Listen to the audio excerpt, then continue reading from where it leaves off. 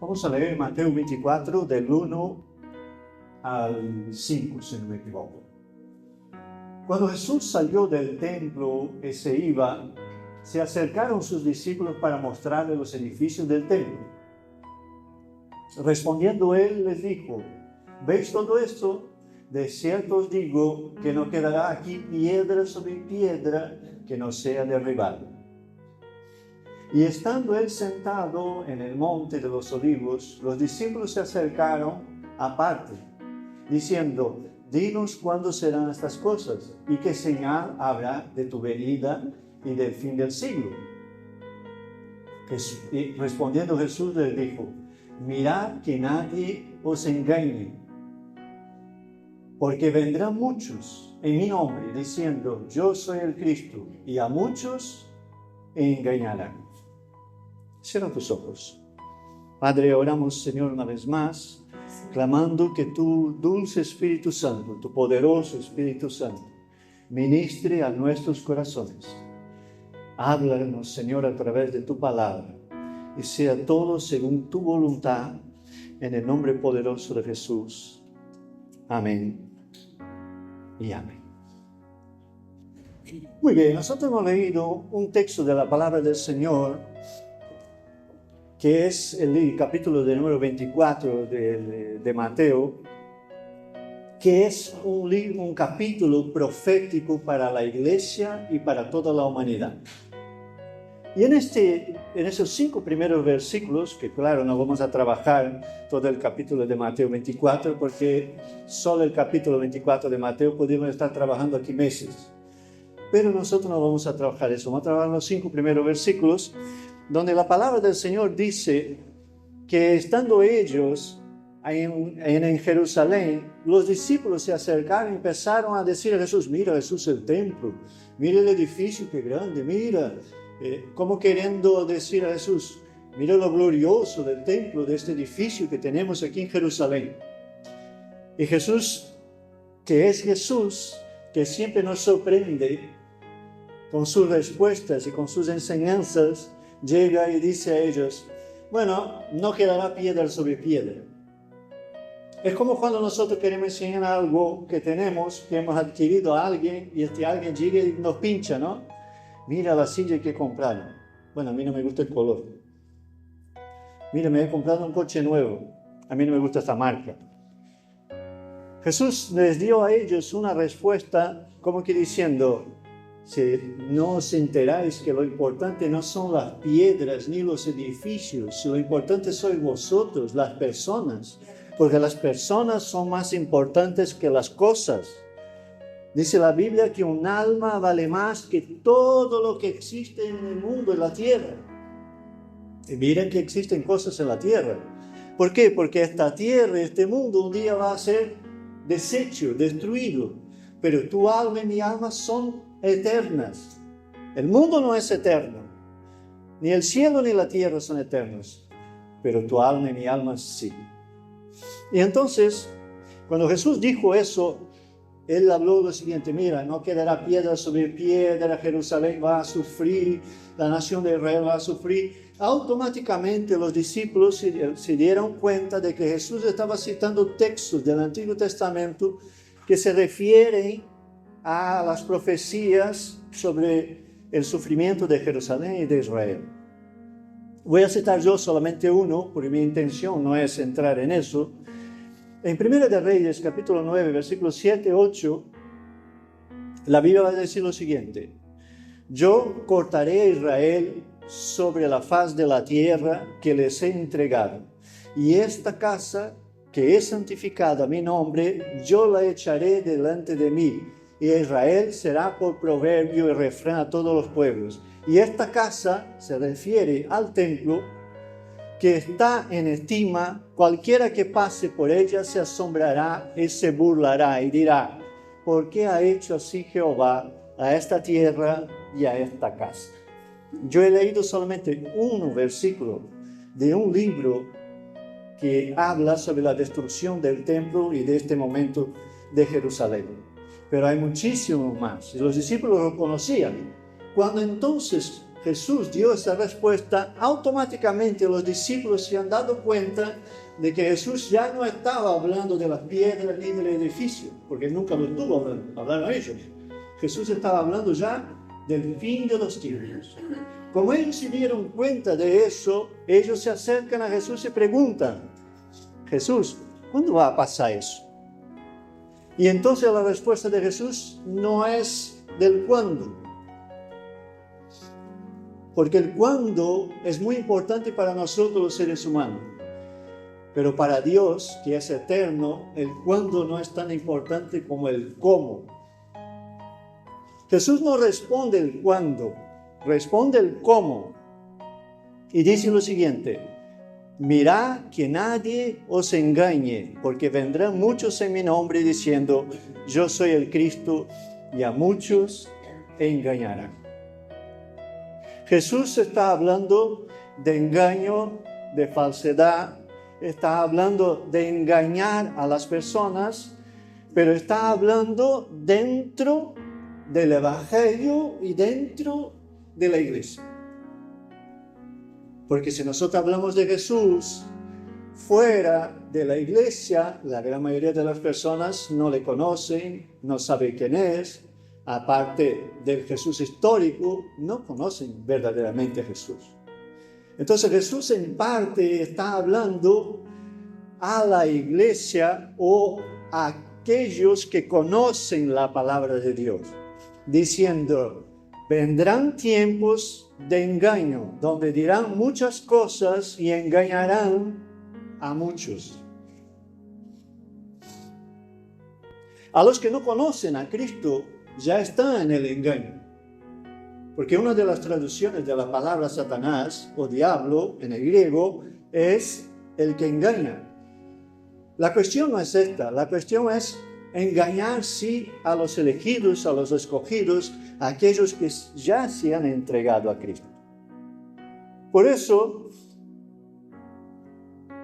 nosotros, para no ser engañados en el tiempo en que vivimos, y con todo lo que va a venir, tenemos que tener una base muy sólida del Evangelio y de todo lo que el Evangelio promete para ti y para mí. Porque si tú sabes muy bien qué es lo que dice la palabra de Dios acerca de ti y acerca de mí, acerca de la vida eterna y acerca del propio Dios, aunque digan cosas que Cristo está allí, que está aquí, que está allá, tú no vas a salir corriendo detrás de esas noticias, porque Cristo ya está en ti. ¿Verdad? Pero, si nosotros, para no ser engañados, debemos entonces de tener claro y muy claro lo que dice la palabra acerca de nosotros.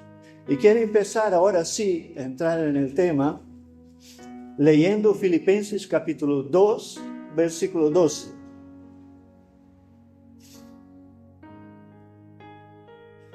Filipenses 2:12, el apóstol Pablo escribiendo a la iglesia de Filipo, va a decir lo siguiente. Por tanto, amados míos, como siempre habéis obedecido, no como en mi presencia solamente, sino como mucho más en mi ausencia, ocupaos de vuestra salvación con temor y temblor.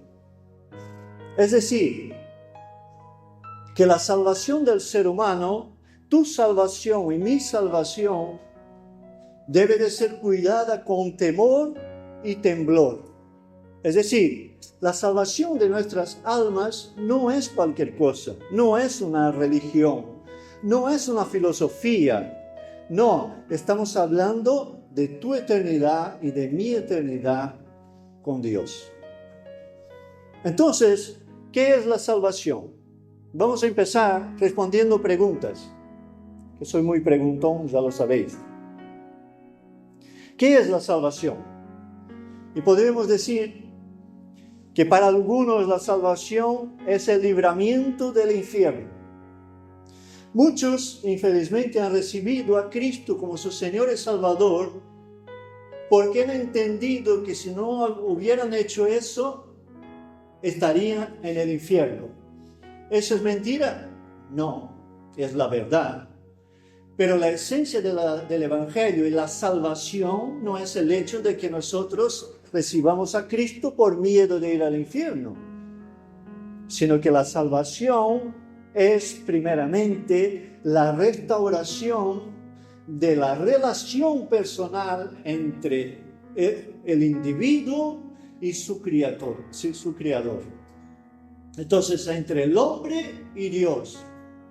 Y dice la palabra del Señor en 2 de Timoteo 2:5 que solo hay un mediador entre Dios y los hombres, Jesucristo, hombre. No hay otro mediador. Jesucristo es el único que puede mediar entre tú, entre yo y Dios.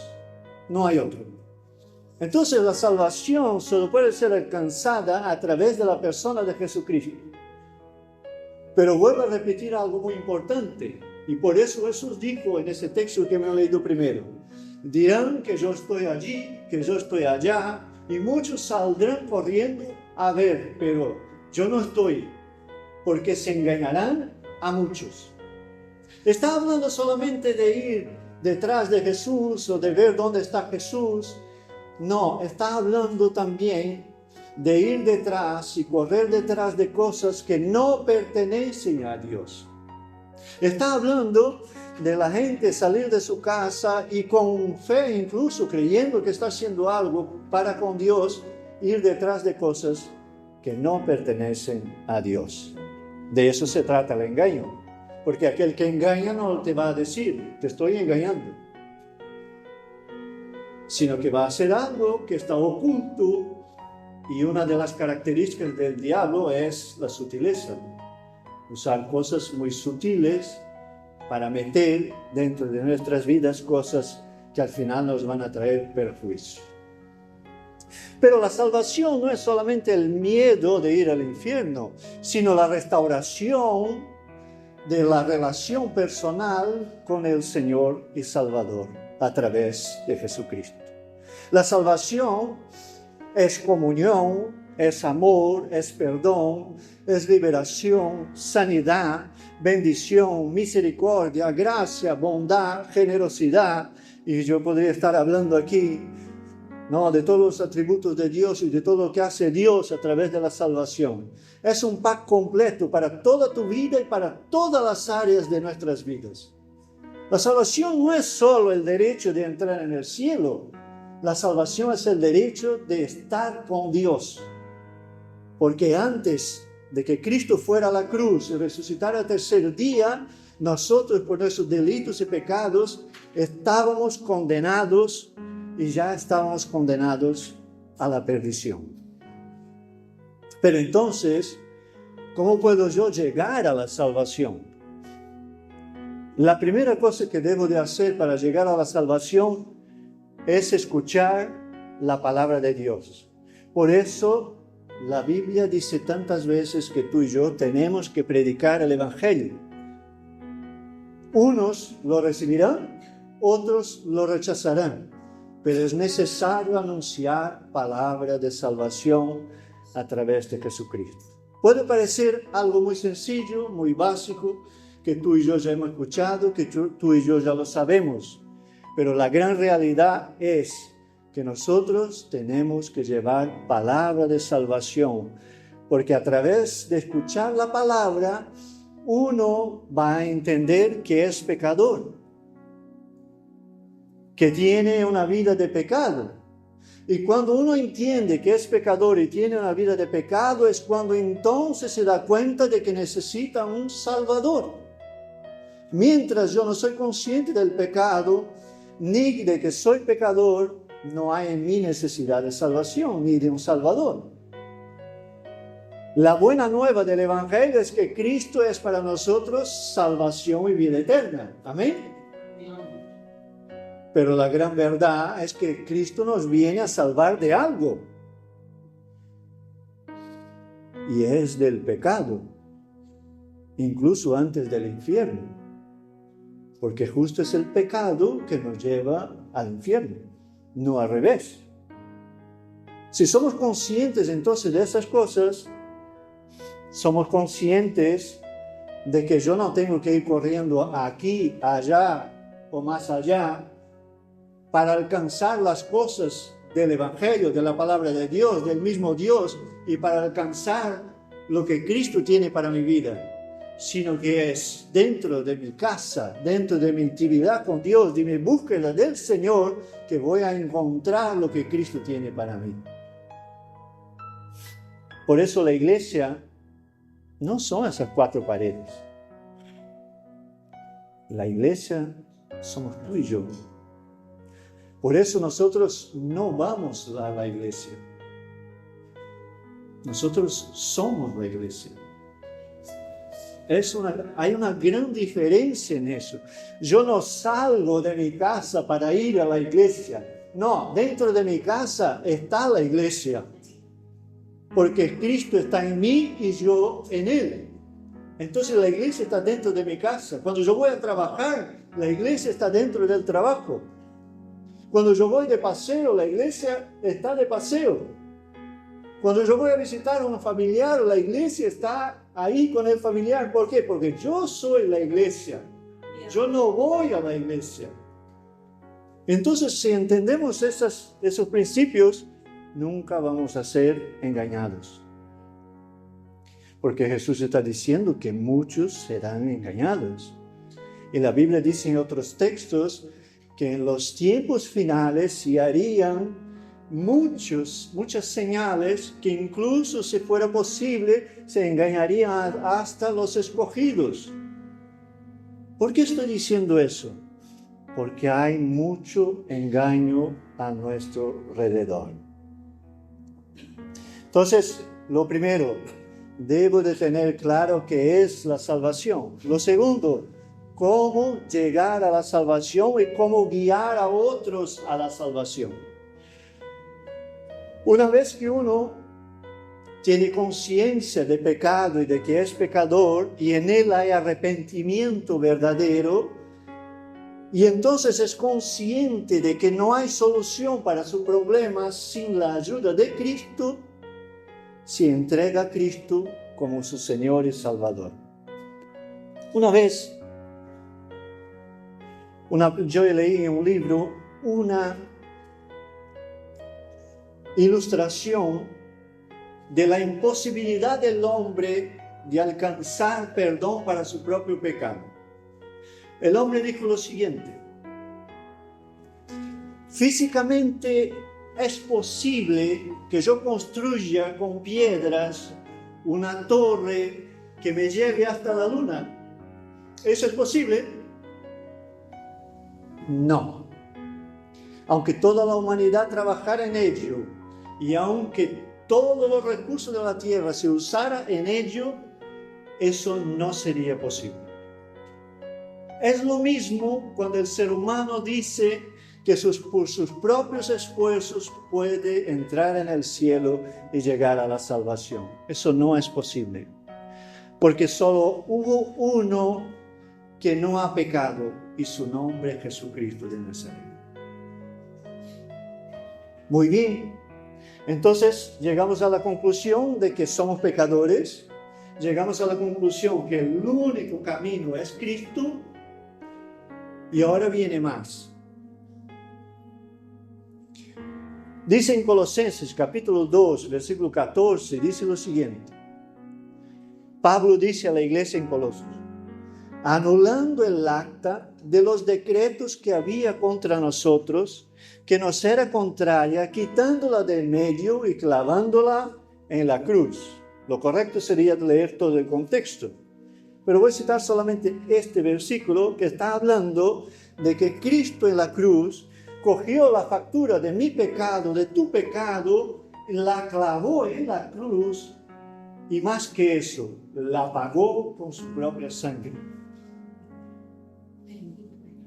Si yo soy consciente de que Jesús en la cruz pagó el precio por mis pecados con su propia sangre y Él me redimió, entonces yo entiendo de que el pago y el precio del pago no lo hice yo.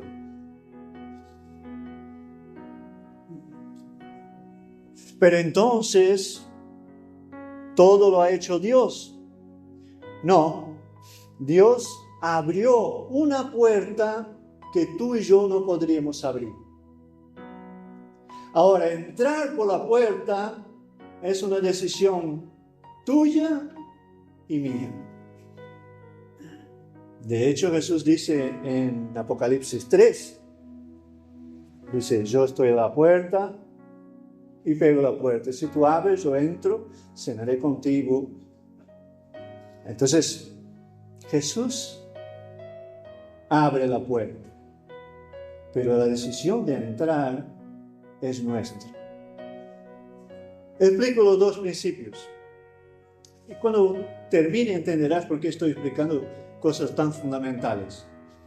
La gracia de Dios fue la que creó la puerta donde no había puerta.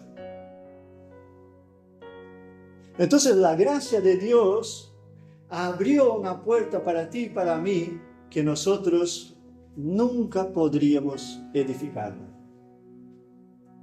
¿Qué es la gracia? La gracia es el regalo inmerecido.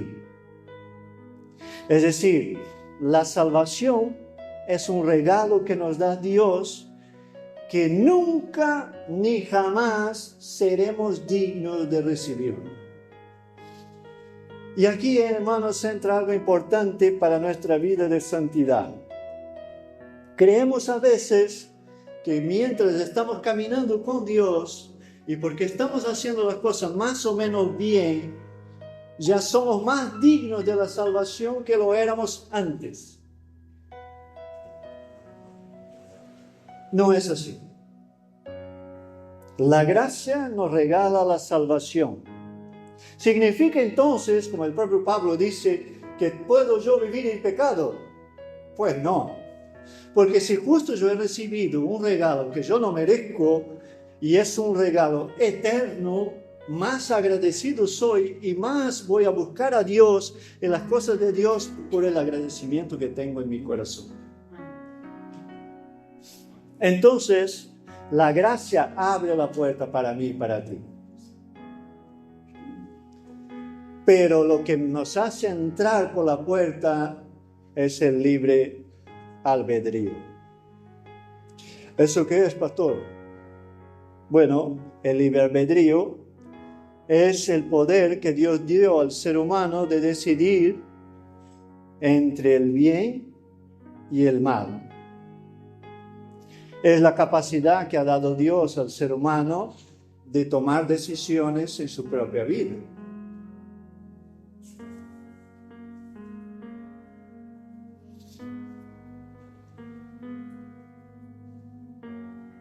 Dios no nos hizo robots. Dios nos hizo personas capaces de tomar decisiones. Y vuelvo a repetir, la decisión de entrar por la puerta, que es a través de la fe, la tomamos tú y yo con la ayuda del mismo Dios. Porque sin la ayuda de Dios no sería posible. Pero, aún a la hora de ofrecer el Evangelio, y aquí entro ya en cosas serias que Dios me estaba ministrando, aún a la hora de ofrecer el Evangelio, en los días en que vivimos, debemos de tener cuidado porque en los días en que vivimos se ofrecen varios tipos de evangelios y unos cuantos de ellos no son bíblicos, ni son de Dios.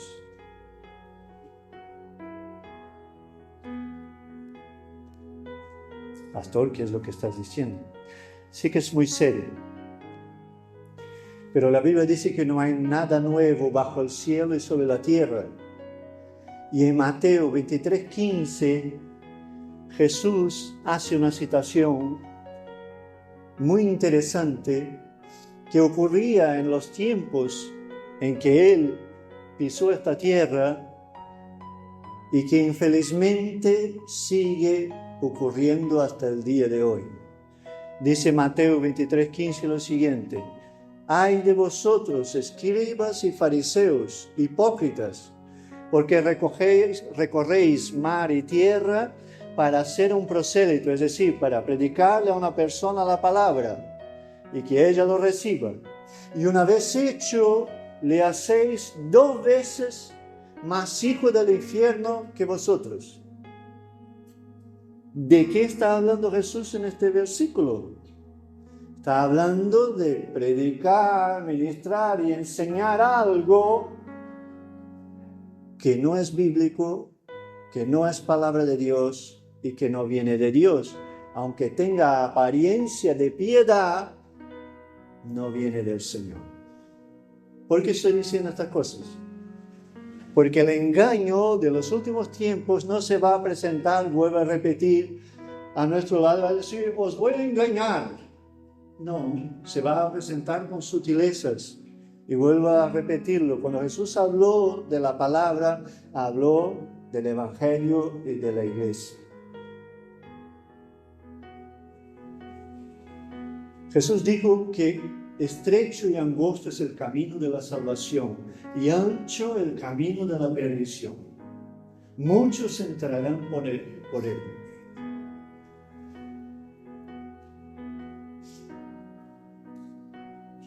Por eso Pablo dice a los filipenses, ocupaos de vuestra salvación con temor y temblor. Porque la salvación es la promesa más grande y más importante que nos hizo el Señor. Eso está en 1 de Juan capítulo 2 versículo 25, donde dice que Dios nos hizo la promesa de la vida eterna. Ninguna otra promesa en la palabra es más importante que la promesa de la salvación y de la vida eterna. Por eso debemos de cuidarla con temor y temblor. Y como dice un hermano que yo conozco, arrepentirnos de corazón cada día.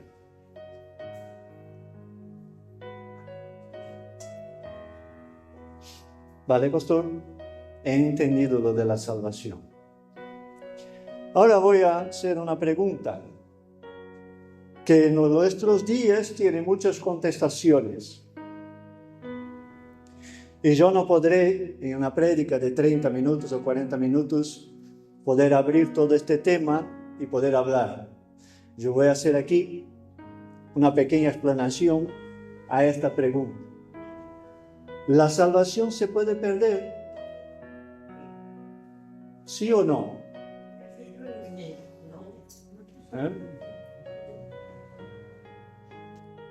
Yo voy a decir, la salvación se puede perder. Y uno puede decir,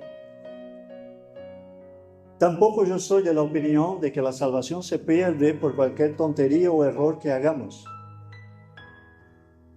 No, la salvación se pierde por no cuidar de ella con temor y temblor.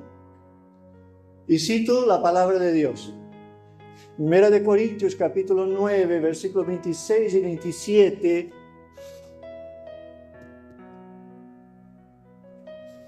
Dice así la palabra del Señor. 1 de Corintios 9, 26 y 27. Así que yo de esta manera corro, no como a la aventura. De esta manera peleo, no como quien golpea el aire, sino que golpeo mi cuerpo y lo pongo en servidumbre, no sea que habiendo sido heraldo para otros, yo mismo venga a ser eliminado. Ahora voy a leer en la Nueva Traducción Viviente, los mismos versículos. Por eso yo corro cada paso con propósito, no solo doy golpes al aire. Disciplino mi cuerpo como lo hace un atleta, lo entreno para que haga lo que debe de hacer. De lo contrario, temo que después de predicarles a vosotros, yo mismo quede descalificado. ¿Qué es lo que está diciendo el apóstol Pablo en esos 2 versículos? Que por mucho que yo predique el Evangelio y enseñe la palabra de Dios, si yo mismo no cuido de mi salvación con temor y temblor, aunque vosotros alcanzáis salvación, puede que yo la pierda si no hago y no vivo lo que yo mismo predico.